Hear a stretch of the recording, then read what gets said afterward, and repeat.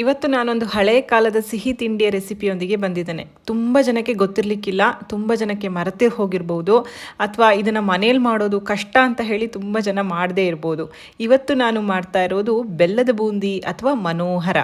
ಹೆಸರು ನೋಡಿ ಎಷ್ಟು ಚೆನ್ನಾಗಿದೆ ಅಂತ. ಕರಾವಳಿ ಭಾಗ ಮತ್ತು ಮಲೆನಾಡಿನಲ್ಲಿ ಮಾಡುವಂತಹ ಒಂದು ಸಾಂಪ್ರದಾಯಿಕವಾದಂತಹ ತಿನಿಸು. ಈ ಕಡೆ ಬೆಂಗಳೂರು ಮೈಸೂರಿನವರಿಗೆ ಸ್ವಲ್ಪ ಹೊಸದು ಅಂತ ಅನ್ನಿಸ್ಬೋದು, ಅಥವಾ ಇದನ್ನು ಬೇರೆ ಹೆಸರಿಂದ ಕರೀತಾರೋ ಗೊತ್ತಿಲ್ಲ. ನಮ್ಮ ಕಡೆ ಇದಕ್ಕೆ ಹೇಳೋದು ಮನೋಹರ. ಮದುವೆ ಮುಂಜಿ ಸಮಾರಂಭಗಳಲ್ಲಿ ವಿಶೇಷವಾಗಿ ಮಾಡ್ತಾರೆ. ಹಬ್ಬದಲ್ಲಿ ಸಹ ದೇವರ ನೈವೇದ್ಯಕ್ಕೂ ಸಹ ಮಾಡ್ತಾರೆ. ತುಂಬ ಚೆನ್ನಾಗಿರುತ್ತೆ. ಬೆಲ್ಲದಿಂದ ಮಾಡುವಂತಹ ಬೂಂದಿ, ಡಿಫ್ರೆಂಟ್ ಆಗಿರುವಂತಹ ರೆಸಿಪಿ, ಅಷ್ಟೇ ಹಳೆ ಕಾಲದ ಅಡುಗೆ. ಬನ್ನಿ ಈ ಸಿಹಿಯನ್ನು ಮಾಡೋದು ಹೇಗೆ ಅಂತ ನೋಡೋಣ. ಹಾಯ್ ಫ್ರೆಂಡ್ಸ್, ಎಲ್ಲರಿಗೂ ನಮಸ್ಕಾರ. ವೆಲ್ಕಮ್ ಟು ಸಂತೃಪ್ತಿ ಕಿಚನ್.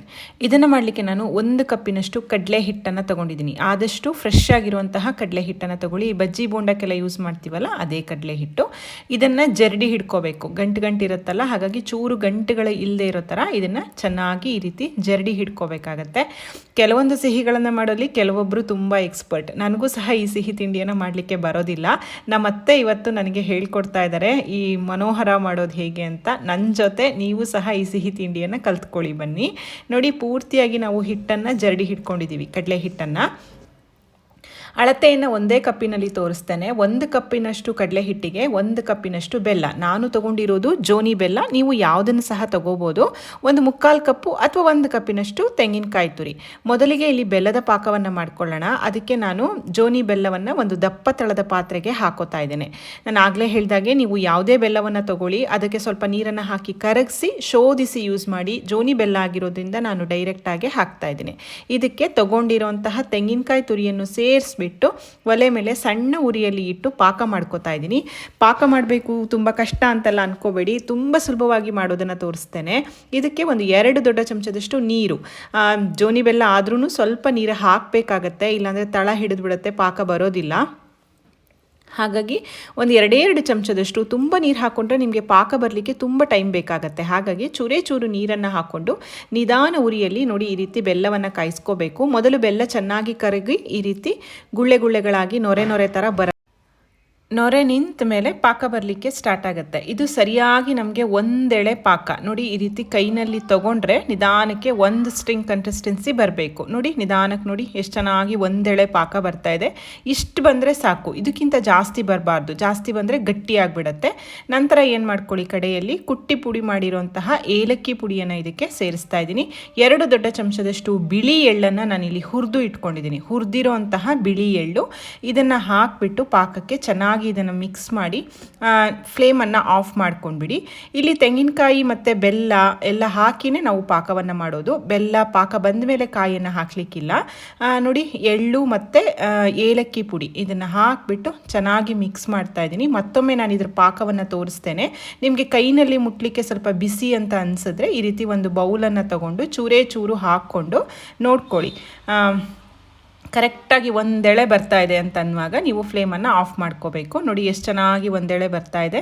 ಇಷ್ಟಾದರೆ ಸಾಕು, ಇದಕ್ಕಿಂತ ಜಾಸ್ತಿ ಆಗಿಬಿಟ್ರೆ ಅದು ಗಟ್ಟಿಯಾಗಿ ಬಿಡುತ್ತೆ. ಹಾಗಾಗಿ ಈಗ ಇದು ಪಾಕ ಪೂರ್ತಿಯಾಗಿ ತಣ್ಣಗಾಗಬೇಕು. ಅಷ್ಟರಲ್ಲಿ ನಾವು ಬೂಂದಿಯನ್ನು ಮಾಡ್ಕೊಳ್ಳೋಣ. ಅದಕ್ಕೆ ನಾನು ಜರಡಿ ಹಿಡ್ಕೊಂಡಿರುವಂತಹ ಕಡಲೆ ಹಿಟ್ಟೇನಿದೆ ಅದನ್ನು ಒಂದು ಪಾತ್ರೆಗೆ ಸೇರಿಸ್ಕೊಳ್ತಾ ಇದ್ದೀನಿ. ನಾನು ಆಗಲೇ ಹೇಳಿದ ಹಾಗೆ ಇದನ್ನು ಎಲ್ಲದನ್ನು ನಾವು 1 ಕಪ್ಪಿನಲ್ಲಿ ಅಳತೆಯನ್ನು ಮಾಡಿದ್ದೇವೆ. 1 ಕಪ್ಪು ಕಡಲೆ ಹಿಟ್ಟು ತೊಗೊಂಡ್ರೆ 1 ಕಪ್ ಬೆಲ್ಲ, 1 ಕಪ್ ತೆಂಗಿನಕಾಯಿ ತುರಿ, 2 ದೊಡ್ಡ ಚಮಚದಷ್ಟು ಅಥವಾ ಒಂದು ಅರ್ಧ ಕಪ್ಪಿನಷ್ಟು ಬಿಸಿ ಎಣ್ಣೆಯನ್ನು ಹಾಕಬೇಕು. ಕಡಲೆ ಹಿಟ್ಟಿಗೆ ಚೆನ್ನಾಗಿ ಬಿಸಿ ಮಾಡ್ಕೊಂಡಿರಬೇಕು. ನೋಡಿ, ಈಗ ಹಾಕಿದ ತಕ್ಷಣ ನೊರೆ ಬರಬೇಕು ಕಡಲೆ ಹಿಟ್ಟಿಗೆ. ಬಿಸಿ ಎಣ್ಣೆಯನ್ನು ಸೇರಿಸ್ತಾ ಇದ್ದೀನಿ. ಯಾಕೆ ಈ ರೀತಿ ಎಣ್ಣೆ ಸೇರಿಸೋದು ಅಂತಂದರೆ, ಈ ಮನೋಹರ ಮೆತ್ತಗಿರಬಾರ್ದು, ಗರಿ ಆಗಿರಬೇಕು. ಬೂಂದಿ ಕುರುಮ್ ಅಂತ ಇರಬೇಕು. ಈ ಬೂಂದಿ ಲಾಡಿಗೆಲ್ಲ ನಾವು ಮೆದುವಾಗಿ ಬೂಂದಿ ಕರ್ಕೋತೀವಲ್ಲ, ಆ ರೀತಿ ಕರಿಯೋದಲ್ಲ, ಗರಿ ಆಗಿರಬೇಕು. ಅದು ಗರಿಯಾಗಿ ಬರಬೇಕು ಅಂದರೆ ಕಡಲೆ ಹಿಟ್ಟಿಗೆ ಈ ರೀತಿ ಬಿಸಿ ಎಣ್ಣೆಯನ್ನು ಹಾಕಿದ್ರೆ ಗರಿಯಾಗಿ ಬರುತ್ತೆ. ನಾವಿಲ್ಲಿ ಯಾವುದೇ ರೀತಿ ಸೋಡಾನಾಗಲಿ ಯಾವುದನ್ನು ಯೂಸ್ ಮಾಡ್ತಾ ಇಲ್ಲ. 1 ಕಪ್ ಕಡಲೆ ಹಿಟ್ಟು ತೊಗೊಂಡಿದ್ದೀನಲ್ಲ, ಅದಕ್ಕೆ 1 ಕಪ್ಪಿನಷ್ಟು ನೀರು. ನೀವು ಬೇಕಿದ್ರೆ ಒಂದು ಚೂರೇ ಹಾಕ್ಕೊಂಡು ನೀವು ಸಹ ಮಾಡ್ಕೊಳ್ಬೋದು. ನಾನು ಹೇಳಿರೋ ಅಳತೆಯಲ್ಲಿ ಕರೆಕ್ಟಾಗಿ ನಿಮಗೆ ಹದ ಬರಬೇಕು ಅಂತಂದರೆ ಯಾವ ಕಪ್ಪಿನಲ್ಲಿ ಕಡಲೆ ಹಿಟ್ಟು ತೊಗೊಂಡಿದ್ದೀವೋ ಅದೇ ಕಪ್ಪಿನಲ್ಲಿ 1 ಕಪ್ಪಿನಷ್ಟು ನೀರನ್ನು ಸೇರಿಸ್ಬಿಟ್ಟು ಚೂರು ಗಂಟಿಲ್ಲದೆ ಇರೋ ಥರ ಇದನ್ನು ಕೈನಿಂದ ಬೇಕಿದ್ರೆ ಅಥವಾ ಸ್ಪೂನಿಂದ ಈ ರೀತಿ ಚೆನ್ನಾಗಿ ತಿಕ್ಕೊಂಡು ಹಿಟ್ಟನ್ನು ತಯಾರು ಮಾಡ್ಕೋಬೇಕು. ನೋಡಿ, ಹಿಟ್ಟು ಈ ಹದದಲ್ಲಿ ಇರಬೇಕು. ಮೇಲಿನಿಂದ ಹಾಕಿದ್ರೆ ಒಂದು ಚೂರು ಕಟ್ಟಾಗದೇ ಇರೋ ಥರ ದೋಸೆ ಹಿಟ್ಟಿನ ಹದ ಅಂತ ಹೇಳ್ಬೋದು. ನಿಮಗೆ ಕರೆಕ್ಟಾಗಿ ಗೊತ್ತಾಗಬೇಕು ಅಂತಂದರೆ 1 ಕಪ್ ಕಡಲೆ ಹಿಟ್ಟಿಗೆ 1 ಕಪ್ಪಿನಷ್ಟು ನೀರನ್ನು ಹಾಕ್ಕೊಳ್ಳಿ. ನೋಡಿ, ಚೂರು ಗಂಟಿರಬಾರ್ದು. ಈಗ ಕಡಲೆ ಹಿಟ್ಟಿನ ಹದ ಕರೆಕ್ಟಾಗಿ ಬಂದಿದೆ. ಈ ರೀತಿ ಬಂದ್ರೇ ನಮಗೆ ಬೂಂದಿಗಳು ಸಹ ಗರಿಗರಿಯಾಗಿ ಚೆನ್ನಾಗಿ ಬರುತ್ತೆ. ಎಣ್ಣೆಲಿ ಹಾಕಿದ ತಕ್ಷಣ ಕರಟಿ ಹೋಗೋದು ಅಥವಾ ಗಟ್ಟಿ ಆಗೋದು ಅದು ಯಾವುದೂ ಆಗೋದಿಲ್ಲ. ನೋಡಿ, ಪೂರ್ತಿಯಾಗಿ ಕಡಲೆ ಹಿಟ್ಟನ್ನು ಕರಡಿ ಇಟ್ಕೊಂಡಿದ್ದೇನೆ. ಇದಕ್ಕೊಂದು ಚಿಟಿಕೆ ಉಪ್ಪನ್ನು ಸೇರಿಸ್ಕೊಳ್ಳೋಣ. ಯಾವುದೇ ಸಿಹಿಗಾಗಲಿ ಚೂರು ಉಪ್ಪು ಹಾಕಿದ್ರೆ ಚೆನ್ನಾಗಿರುತ್ತೆ. ಹಾಗಾಗಿ ಜಸ್ಟ್ ಒಂದೇ ಒಂದು ಚಿಟಿಕೆಯಷ್ಟು ಉಪ್ಪು, ಬೆಲ್ಲದಲ್ಲೂ ಉಪ್ಪಿನ ಅಂಶ ಇರುತ್ತೆ, ಹಾಗಾಗಿ ತುಂಬ ಉಪ್ಪನ್ನೆಲ್ಲ ಹಾಕಬೇಡಿ. ಚೂರು ಉಪ್ಪನ್ನು ಸೇರಿಸ್ಬಿಟ್ಟು ಕಡಲೆ ಹಿಟ್ಟನ್ನು ಮಿಕ್ಸ್ ಮಾಡ್ಕೊಂಡಿದ್ದೇನೆ. ಇದನ್ನು ಮಿಕ್ಸ್ ಮಾಡುವಾಗಲೇ ನೀವು ಎಣ್ಣೆಯನ್ನು ಕಾಯೋದಕ್ಕೆ ಇಟ್ಕೊಳ್ಳಿ. ಎಣ್ಣೆ ಹದವಾಗಿ ಚೆನ್ನಾಗಿ ಕಾಯಬೇಕು. ಕಾದ ಮೇಲೆ ನಾವು ಇದನ್ನು ಬೂಂದಿಗಳನ್ನಾಗಿ ಮಾಡ್ಕೋಬೇಕು. ಬೂಂದಿ ಕರೀಲಿಕ್ಕೆ ನಾನು ಈ ರೀತಿ ತೂತ ಬೂಂದಿ ಕರಿಯುವಂತಹ ಸೌಟೇನಿದೆ ಅದನ್ನೇ ತೊಗೊಂಡಿದ್ದೇನೆ. ನಿಮ್ಮ ಹತ್ರ ಈ ಹಪ್ಪಳ ಕರಿದಾಗ ತೆಗಿಯುವಂತಹ ಸೌಟ್ ಇರುತ್ತಲ್ಲ, ಅದನ್ನು ಸಹ ಮಾಡ್ಬೋದು. ಆದರೆ ಪರ್ಫೆಕ್ಟಾಗಿ ಬರುತ್ತೆ ಇದರಲ್ಲಿ ಮಾಡೋದ್ರಿಂದ. ಇದು ಒಂದು ಮನೆಯಲ್ಲಿ ಇಟ್ಕೊಳ್ಳೋದು ಒಳ್ಳೆಯದು ಅಂತ ನಾನು ಅಂತೀನಿ. ಯಾಕೆಂದರೆ ಚೆನ್ನಾಗಿರುತ್ತೆ ಬೂಂದಿ ಲಾಡ್ ಮಾಡಲಿಕ್ಕೆ, ಈ ಮನೋಹರ ಮಾಡಲಿಕ್ಕೆ, ಖಾರ ಬೂಂದಿ ಕರೀಲಿಕ್ಕೆ ಎಲ್ಲ ಚೆನ್ನಾಗಿರುತ್ತೆ. ಜಸ್ಟ್ ಒಂದು 200 ರುಪೀಸಿಗೆ ನಿಮಗೆ ಎಲ್ಲ ಪಾತ್ರೆ ಅಂಗಡಿಗಳಲ್ಲೂ ಸಿಗುತ್ತೆ ಇದು. ನಾನು ಅದನ್ನೇ ತೆಗೆದಿಟ್ಕೊಂಡಿದ್ದೇನೆ. ಈ ಕಡೆ ಎಣ್ಣೆ ಹದವಾಗಿ ಚೆನ್ನಾಗಿ ಕಾದಿದೆ. ಒಂದ್ಸಲ ಚೆಕ್ ಮಾಡ್ಕೊಳ್ಳಿ. ಹಾಕಿದ ತಕ್ಷಣ ಮೇಲೆ ಎದ್ದು ಬರೋಷ್ಟು ಕಾಯಬೇಕು. ನಂತರ ಸ್ವಲ್ಪ 1 ಸೌಟಿನಷ್ಟು ಹಿಟ್ಟನ್ನು ತಗೊಂಡು ಈ ಜಾಲರಿ ಸೌಟಿನಲ್ಲಿ ಹಾಕಿ ಟ್ಯಾಪ್ ಮಾಡೋದು. ನೋಡಿ, ಕೆಳಗಡೆ ಎಷ್ಟು ಚೆನ್ನಾಗಿ ಹದವಾಗಿ ಬೀಳ್ತಾ ಇದೆ. ಚಿಕ್ಕ ಕಾಳುಗಳಾಗಿ ಬೀಳ್ತಾ ಇದೆ. ಒಂದೇ ಸೈಜ್ನಲ್ಲಿ ಬೀಳುತ್ತೆ. ಈ ರೀತಿ ನಿಧಾನಕ್ಕೆ ಅದನ್ನು ಟ್ಯಾಪ್ ಮಾಡ್ಕೊಳ್ಳಿ. ಈ ಸ್ಟೆಪ್ಪನ್ನು ನಮ್ಮ ಅತ್ತೆನೇ ಮಾಡ್ತಾ ಇದ್ದಾರೆ. ನಾನು ಸಹ ನೋಡ್ಕೋತಾ ಇದ್ದೀನಿ. ನೋಡಿ ಎಷ್ಟು ಚೆನ್ನಾಗಿ ಬರ್ತಾ ಇದೆ ಅಂತ. ಸಾಮಾನ್ಯವಾಗಿ ಸಕ್ಕರೆ ಪಾಕದಲ್ಲಿ ನಾವು ಬೂಂದಿ ಲಾಡನ್ನು ಮಾಡ್ತೀವಲ್ಲ, ಇದು ಬೆಲ್ಲದ ಪಾಕದಲ್ಲಿ ಮಾಡುವಂತಹ ಮನೋಹರ. ಇದನ್ನು ಆಡು ಭಾಷೆಯಲ್ಲಿ ಮನೋರ ಅಂತ ಹೇಳಿ ಸಹ ಕರೀತಾರೆ. ನೋಡಿ, ಪೂರ್ತಿಯಾಗಿ ಇದು ಗರಿ ಆಗಬೇಕು. ಆ ನೊರೆ ಎಲ್ಲ ನಿಂತು ಬೂಂದಿಯ ಬಣ್ಣ ಸಹ ಸ್ವಲ್ಪ ಚೇಂಜ್ ಆಗಬೇಕು. ಅಲ್ಲಿ ತನಕ ಇದನ್ನು ಕರ್ಕೋಬೇಕಾಗತ್ತೆ. ನೋಡಿ, ನೊರೆಯೆಲ್ಲ ನಿಂತಿದೆ, ಬೂಂದಿ ಸಹ ಗರಿಯಾಗಿದೆ. ಇವಾಗ ಇದನ್ನು ಒಂದು ಎಣ್ಣೆ ಸೋರು ಹಾಕುವಂತಹ ಸೌಟೇನಿದೆ ಅದರಲ್ಲಿ ತೆಕ್ಕೊಳ್ತಾ ಇದ್ದೀನಿ. ಹೆಚ್ಚಿಗೆ ಉಳಿದಿರೋ ಎಣ್ಣೆ ಎಲ್ಲ ಬೀಳಲಿ ಅಂತ ಪೂರ್ತಿಯಾಗಿ ನಾವು ಈ ರೀತಿ ತೆಕ್ಕೋಬೇಕಾಗತ್ತೆ. ನಂತರ ಮತ್ತೆ ಅದೇ ಸ್ಟೆಪ್ಪನ್ನೇ ಮುಂದುವರಿಸೋದು. ನೋಡಿ, ಇವಾಗ ನಾನು ಮಾಡ್ತಾ ಇದ್ದೀನಿ. ಈ ರೀತಿ ಚೂರೇ ಹಿಟ್ಟನ್ನು ಹಾಕ್ಕೊಂಡು ಟ್ಯಾಪ್ ಮಾಡ್ಕೊಳ್ಳೋದು. ಹಾಕಿದ ತಕ್ಷಣ ನೋಡಿ ಎಷ್ಟು ಚೆನ್ನಾಗಿ ಎದ್ದು ಬರುತ್ತೆ ಅಂತ. ಮತ್ತು ಈ ಸೌಟ್ ಇರೋದ್ರಿಂದ ಕೈ ಸಹ ನಿಮಗೆ ಸುಡೋದಿಲ್ಲ. ಉದ್ದ ಇರುತ್ತಲ್ವ, ಹಾಗಾಗಿ ಕೈ ಸುಡೋದಿಲ್ಲ. ವುಡನ್ ಹ್ಯಾಂಡಲ್ ಆಗಿರೋದ್ರಿಂದ ನೀವು ಯಾವುದೇ ಹೆದರಿಕೆ ಇಲ್ಲದೆ ಆರಾಮಾಗಿ ಮಾಡ್ಕೊಳ್ಬೋದು. ಈಗ ಅದೇ ರೀತಿ ನಾನು ಬೂಂದಿಯನ್ನು ಕರ್ಕೊಳ್ತಾ ಇದ್ದೀನಿ. ಕರೆದಾಗ ಇನಿಷಿಯಲ್ ಸ್ಟೇಜಲ್ಲಿ ನಿಮ್ಗೆ ಇದು ಒಂದಕ್ಕೊಂದು ಅಂಟಿರೋ ಥರ ಅನಿಸುತ್ತೆ. ಇದು ಮನೋಹರಕ್ಕೆ ಈ ರೀತಿ ಅಂಟಿದ್ರೆ ಅಥವಾ ಚೂರು ಶೇಪ್ಲೆಸ್ ಆದರೆ ಬೂಂದಿ ಅದೇನು ಪ್ರಾಬ್ಲಮ್ ಆಗಲ್ಲ. ಇಲ್ಲಿ ಮೇಯ್ನ್ ಆಗೋದು ಮನೋಹರಕ್ಕೆ ಗರಿಯಾಗಿ ಬರಬೇಕು ಬೂಂದಿ. ಪೂರ್ತಿಯಾಗಿ ಈ ರೀತಿ ನಾನು ಕರೆದು ಇಟ್ಕೊಂಡಿದ್ದೇನೆ. ನೋಡಿ, ಶಬ್ದ ನೋಡಿದ್ರೆ ನಿಮಗೆ ಗೊತ್ತಾಗ್ತಾ ಇದೆ ಅಂತ ಅನ್ಕೋತೀನಿ. ಈ ರೀತಿ ಕುರುಮ್ ಆಗಿ ಬರಬೇಕು, ಆವಾಗ ಚೆನ್ನಾಗಾಗತ್ತೆ. ಪೂರ್ತಿಯಾಗಿ ಗರಿಯಾಗಿದೆ.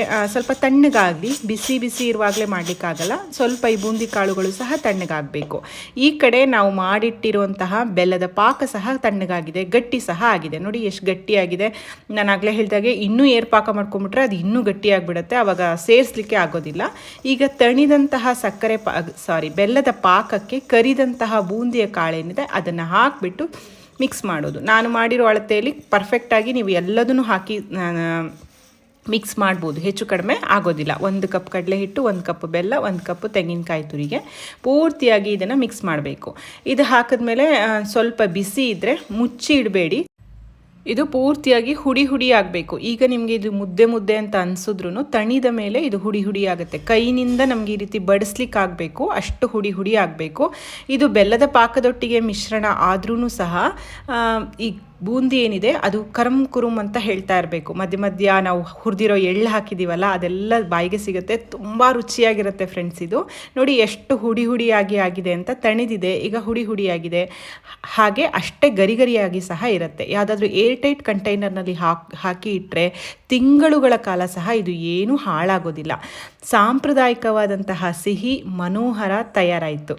ನೋಡಿದ್ರಲ್ಲ ಎಷ್ಟು ಸುಲಭ ಇದೆ ಅಂತ. ನೀವು ಸಹ ಈ ರೆಸಿಪಿಯನ್ನು ಟ್ರೈ ಮಾಡಿ ಹೇಗಾಯ್ತಂತ ತಿಳಿಸಿ. ಇಷ್ಟು ಒಳ್ಳೆ ವಿಡಿಯೋ ಕೊಟ್ಟ ಮೇಲೆ ಲೈಕ್ ಮಾಡದೇ ಇರ್ತೀರಾ? ದಯವಿಟ್ಟು ಲೈಕ್ ಮಾಡಿ, ಶೇರ್ ಮಾಡಿ, ಕಾಮೆಂಟ್ ಮಾಡಿ. ಮತ್ತೊಂದು ಅಡುಗೆಯೊಂದಿಗೆ ಮತ್ತೆ ಬರ್ತೇನೆ. ಧನ್ಯವಾದಗಳು.